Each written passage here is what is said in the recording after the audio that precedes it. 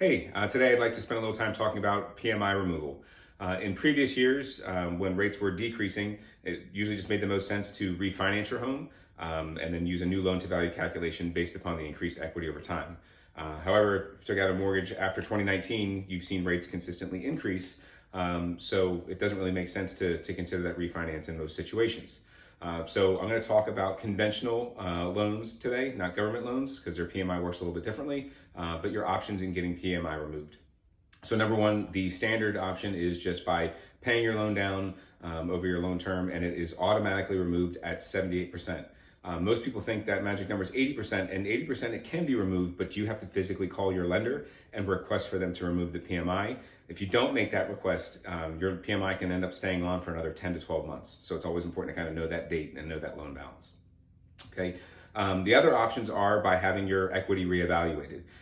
If it's been less than 2 years, there has to be a qualifying event for them to reconsider the PMI removed. An example of a qualifying event might be redoing your basement, adding square footage, updating major renovations on the property, etc. So if nothing has been done in those first 2 years, any major qualifying events, you're not eligible to have your PMI reviewed.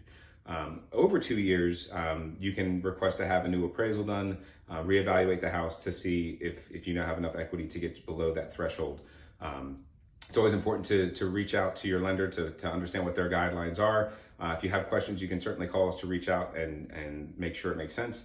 I've had situations where clients had called and they may have had a $30 a month PMI that was going to stay on for another 2 years, or not even that.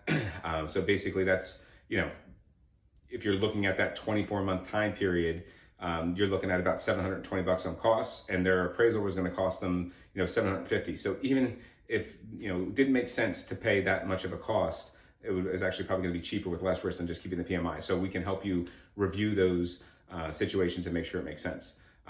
Like and share. Happy to help with any questions. Thanks.